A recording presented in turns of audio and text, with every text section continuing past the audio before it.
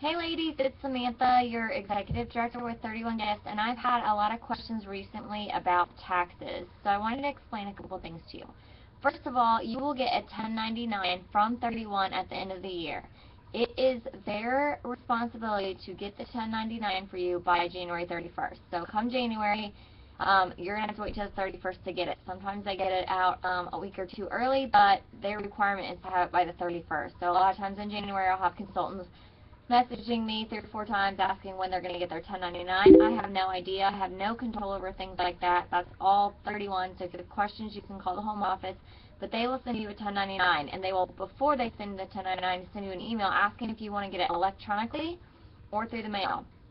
If you choose electronically, you will get it quicker than if you choose through the mail. So your choice to do whatever you want with that. On your 1099 will be all your commission that you've earned for the 2013 year, and then it will also show any incentives you earned. So if you earn Believe and Achieve, CNC amenities, Ready, Set, Sell, all that kind of stuff, that will also show up as income on your 1099. Now, here's what you need to not worry about. Last year with 31, I believe I made $14,000 or $16,000. I deducted every bit of that. Now, I will tell you, I am an accountant by trade. That is what my full-time job was before I started doing 31. However, I am not a tax accountant for you. So I'm just going to tell you what I do, and then I advise you to work with a tax accountant or you have someone else do your taxes. That is a tax deduction in itself, so it's not going to cost you a ton to get it done.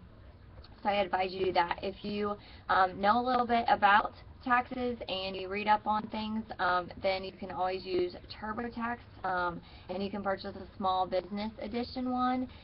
You can buy that right online, and it'll walk you through every step of what your deductions are. But just so you know, here's some things you can deduct.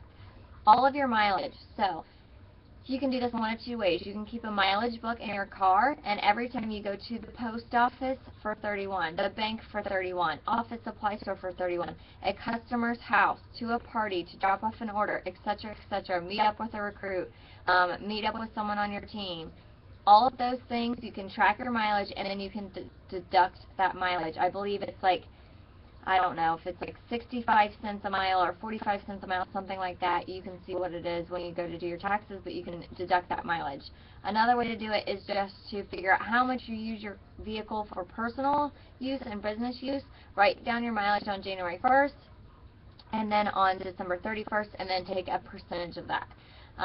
So mileage can be deducted. Any business supplies that you purchase, paper, ink, notepads, sticky notes, any of that kind of stuff that you purchase. If you purchase, the hot pink envelopes, if you purchase a planner that you use for your business, all of that stuff is tax deductible.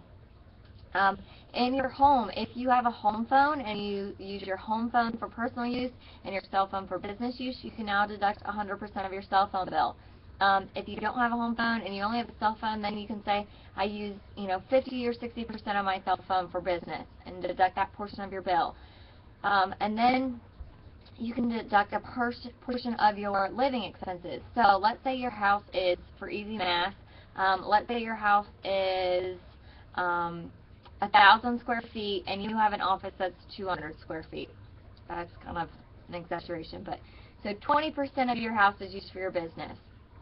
Now here's the rule: you can't use your your business space for something else. So let's say your business space can't be your kitchen table, and then you feed your family at that same kitchen table at night. So if you have a spare bedroom that you have your desk in, that works perfectly.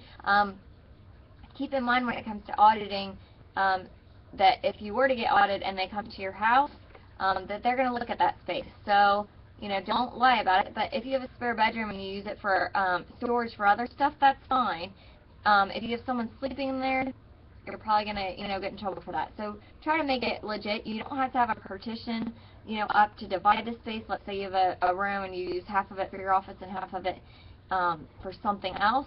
Then use that square footage. But whatever your square footage is, let's say it's 20%.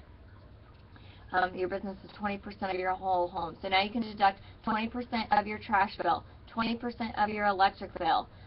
If you have internet at your house that you use for your business, and let's say you use 60% of it for your business, you can deduct 60% of your internet bill. So keep in mind that all those things are tax deductible. When you drive to a CNC meeting, that mileage is tax deductible. If you went to a conference, your airfare or your mileage to get there, your hotel, meals, I think half 50% of your meals while you're doing things like that. All that stuff is tax deductible. So keep all those receipts. Anything that you spend money on with 31, like if you're buying bags to use for your business, you can deduct that. So let's say you bought the package deals that they have at the beginning of the catalog where they put 4 or 5 products together, and you buy that, that's tax deductible. If you buy catalogs, let's say I really need a Retro Weekender for show for my parties, and you bought one of those, tax deductible. So keep in mind that there's tons of expenses with a home-based business that are tax deductible. So you should be able to deduct everything that you make, honestly, and probably your first 2 to 3 years with 31, you should not be paying any taxes whatsoever, because you should have more deductions than what you actually, put out. Now, keep in mind, does that mean that this is a losing money business? No, because you're going to be paying that electric bill, that trash bill, that cell phone bill, that internet bill anyway. So you're just getting to take tax advantages by having a home-based business. But your first couple years you should be able to take a loss, which means that you don't have to pay any taxes. Now, once you get to the point where you're at a senior director, executive director, and on up, you're probably going to have to pay some taxes. So you're going to want to start saving some money back each quarter. But up until that point, you shouldn't have to pay any taxes at all. And like I said, get with a small business tax accountant in your area. Most accountants can help you out with this. They will find deductions for you, and honestly, you will probably save way more money and what the fee is to pay them to do your taxes than if you don't take advantage of all your deductions. Super easy. If you have any questions, please let me know, but please keep in mind that I cannot advise you on your taxes. I can just only tell you what I do. Thanks, ladies. Have a great day.